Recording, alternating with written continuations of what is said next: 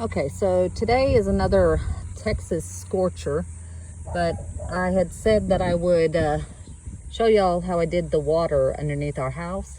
And so here's what I did. I mean, this should have been a blue connector, but I was out of the blue 3/4 inch, so I used the red. But I mean, it's pretty obvious, all the blue coming out on this side. That's all the cold water lines, and there's where I'll run in the main water line for the cold, and then there's the hot water lines, and this is where I will run the hot water heater in.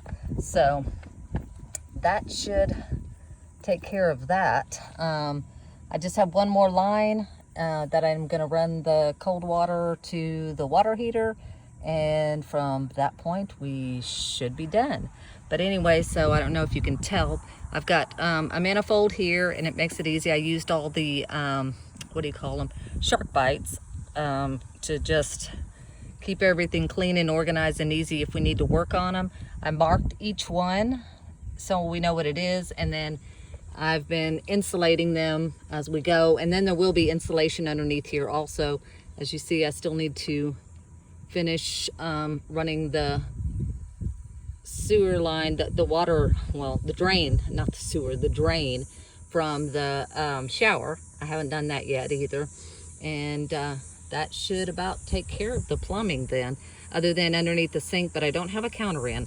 So to keep on track, here's cold water, running cold water, so I just connected them because I wasn't exactly sure when I kind of drew it all out, but I wanted to make sure I had enough, so I decided to go with 2, and I've got an extra and an extra. So, and then the hot water, and then like I said, you can see, hold on, let me change the camera house, and I will be putting up more. See, if you see right there, I have like little things where they're connecting up, and I used the things that you use on that you connect fences with.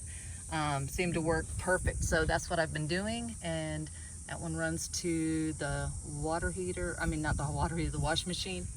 And then you'll see the main of the plumbing is in this section right here, all towards the middle, which is the kitchen and the bathroom, and it runs all the way over to there.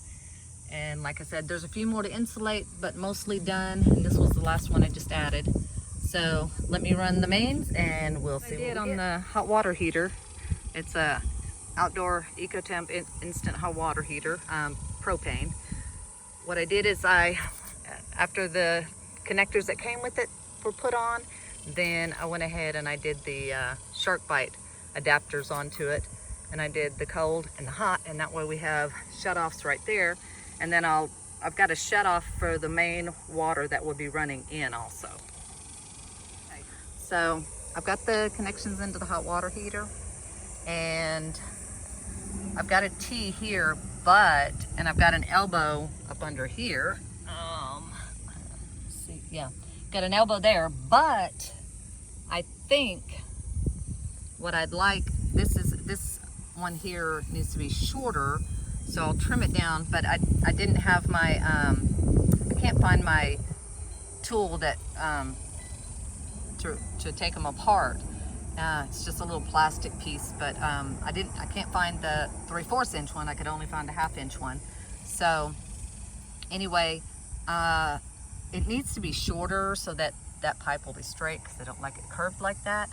And also, I think I'm gonna put another elbow in it just to make it, you know, so it's not so curvy. Don't know that it would matter if it was a little bit shorter. It would straighten that pipe out, but I don't know. I think I might go ahead and do an elbow. And same thing, I've got the hot water line run up, but I'm gonna put an elbow here that will run it up over into here, and maybe a second elbow right there, right here where it comes down. I don't like to have that many connections, more points of failure, but at the same time, I just don't like so much exposed pipe, and it would cut down on the amount of pipe. I don't know. I'll talk to the hubby and see what he thinks about that. But like I said, so basically need to find the tool or buy another one. They're super cheap, but have 2 1/2 inches and no 3/4 inch that I could find. And then also need to maybe get some elbows in it. So once I cut this down, that might give me a better idea if I want to leave it like that, because you'll see then it won't be quite, but I just don't like, can't see, yeah, the angle like that.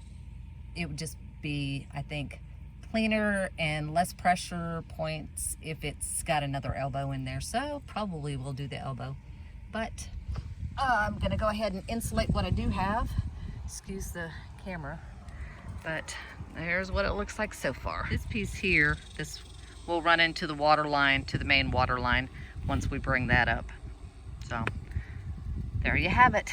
The hot water heater, hot water will go out, and this is just a drain pipe just in case overflow.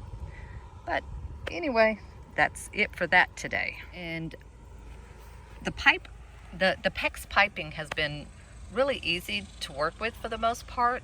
It's not quite as flexible as they make it out to be, but it is a lot more obviously flexible than PVC, and you don't have to mess with all the glue and stuff.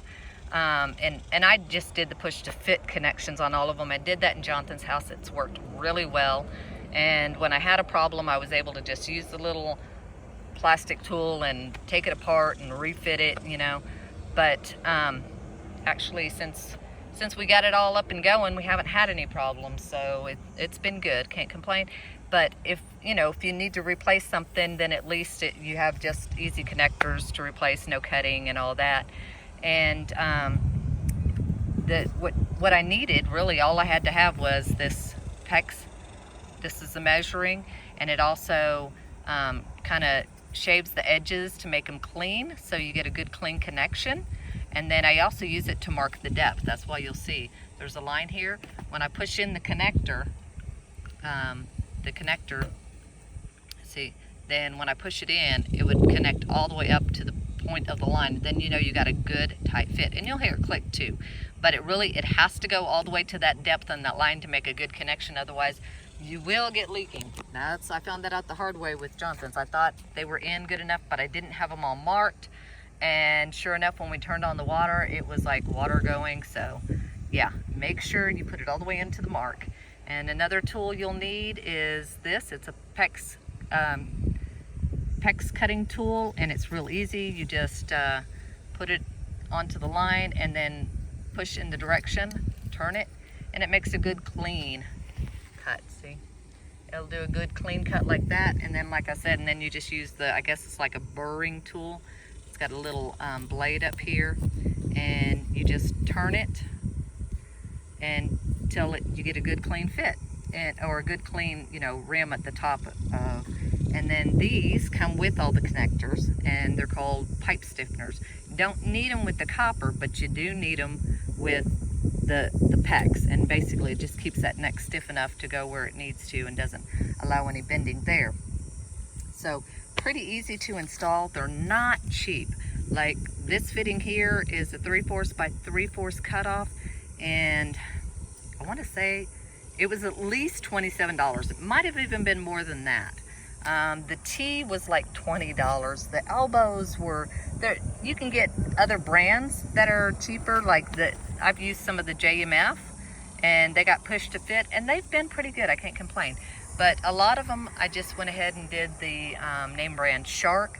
I ordered them from Amazon, and I was able to buy in bulk, like for the cap connectors. These right here, and basically what they do is they allow you to terminate a pipe, but then that way you still, if you need to expand later, if we need another water line, or if we decide to add who knows what, we still have two. So I left two connectors open on that one, and if we need more hot water connectors, well, I'm going to have to add another manifold, but I don't see us needing any more hot water connectors. But it'd be easy enough to add another manifold like I did here. I would just connect another one in, and I have two extra terminators, so if I needed to do that, I certainly could.